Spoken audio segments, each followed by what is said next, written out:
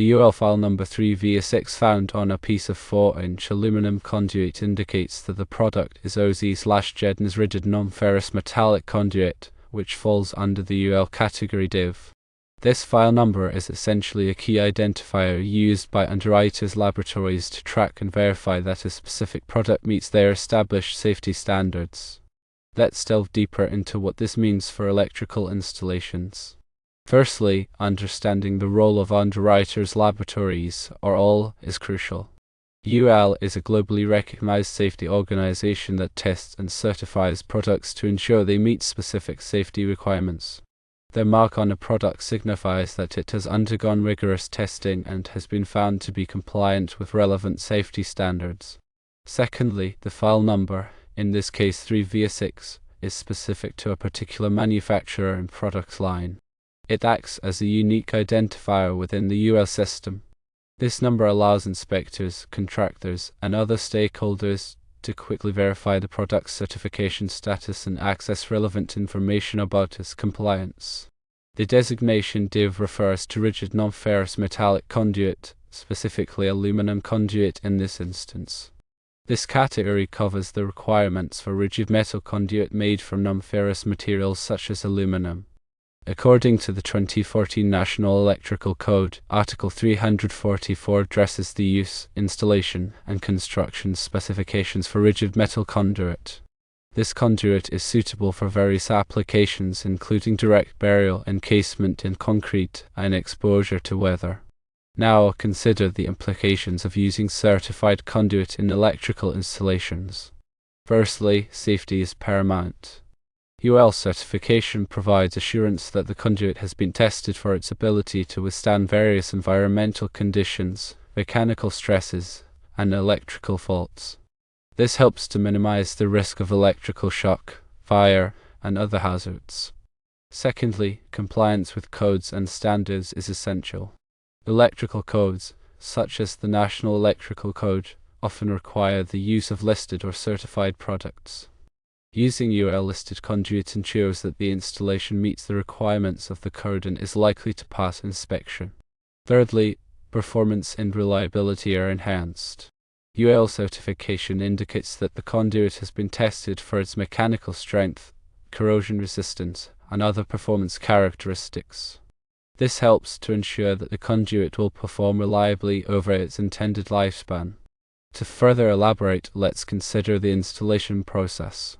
The 2014 National Electrical Code Section 300.18 Raceway Installation mandates that complete raceway systems including conduit must be installed before pulling in conductors or cables.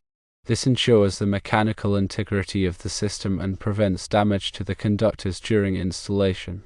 When installing aluminum conduit, it's important to use appropriate fittings and connectors that are also listed for use with aluminum conduit. This ensures a proper electrical connection and prevents corrosion due to dissimilar metals. According to the 2014 National Electrical Code Section 300.6 Protection Against Corrosion and Section 300.7 Raceways exposed to different temperatures, you need to consider the environmental factors at play. Furthermore, when burying aluminum conduit directly in the earth, it's crucial to ensure that the soil is not corrosive. If the soil is corrosive, the conduit should be protected by coating or wrapping it with a suitable material. In addition, when aluminum conduit passes from a warmer to a colder area, condensation may occur inside the conduit. To prevent this, the conduit should be sealed to prevent moisture from entering. The 2014 National Electrical Code Section 314.15 Damp, wet, or hazardous locations covers these requirements. When using aluminum conduit in hazardous locations, it's essential to ensure that the conduit and fittings are suitable for the specific hazardous environment. This may require the use of explosion-proof conduit and fittings. In such scenarios, refer to the 2014 National Electrical Code Articles 500 through 516 for detailed requirements. Now let's look at some specific examples of how to apply this information. Imagine you are installing a new electrical service to a commercial building. The service entrance conductors will be run in rigid aluminum conduit from the meter to the service disconnect. In this case, you would need to ensure that the conduit is properly sized to accommodate the conductors, that the conduit is securely supported, and that all fittings and connectors are listed for use with aluminum conduit. The 2014 National Electrical Code Chapter 9, Table 4 provides the dimensions in % area of conduit and tubing for conductor fill calculations. The 2014 National Electrical Code Section 344.30, securing and supporting, requires rigid metal conduit to be supported within 3 feet of each box, cabinet, or other conduit termination, and at intervals not exceeding 10 feet. Another example would be if you are installing an underground feeder to a detached garage. Feeder conductors will be run in rigid aluminum conduit buried directly in the earth. In this case, you would need to ensure that the soil is not corrosive or that the conduit is protected against corrosion. You would also need to ensure that the conduit is buried at the proper depth. The 2014 National Electrical Code Table 300.5 provides minimum cover requirements for buried conductors and cables. Considering the practical aspects of working with aluminum conduit, firstly, cutting and threading aluminum conduit requires specialized tools and techniques. It's important to use a sharp hacksaw or pipe cutter to avoid damaging the conduit. Secondly, aluminum conduit is softer than steel conduit and is more easily bent or dented. It's important to handle aluminum conduit carefully to avoid damage. Thirdly, aluminum conduit can corrode if it comes into contact with dissimilar metals in a wet environment. It's important to use compatible fittings and connectors and to protect the conduit from moisture. Furthermore, regularly inspect electrical installations. Periodically inspect electrical installations that use aluminum conduit to ensure that the conduit is in good condition and that there are no signs of corrosion or damage. If any problems are found, they should be corrected promptly. In summary, the UL file number 3V6 on aluminum conduit signifies that the product is OZ/Gedney's rigid nonferrous metallic conduit and that it meets UL safety standards. Understanding the role of UL, the meaning of file numbers, and the requirements of electrical codes is essential for ensuring safe and compliant electrical installations. By following these guidelines, you can help to minimize the risk of electrical hazards and ensure the reliable performance of electrical systems.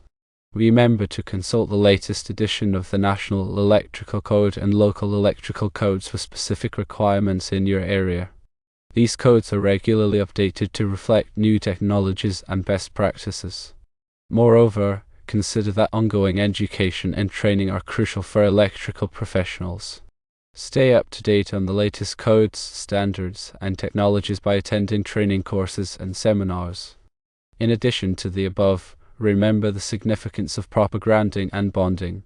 The 2014 National Electrical Code Article 250 provides detailed requirements for grounding and bonding electrical systems. Proper grounding and bonding are essential for protecting against electrical shock and for minimizing the risk of fire. When installing aluminum conduit, it's important to ensure that the conduit is properly grounded and bonded to the electrical system. This can be achieved by using grounding bushings and bonding jumpers. Always double-check your work and never assume anything. Before energizing an electrical circuit, always double-check your work to ensure that everything is properly installed and connected. Use a multimeter to verify that there are no shorts or ground faults.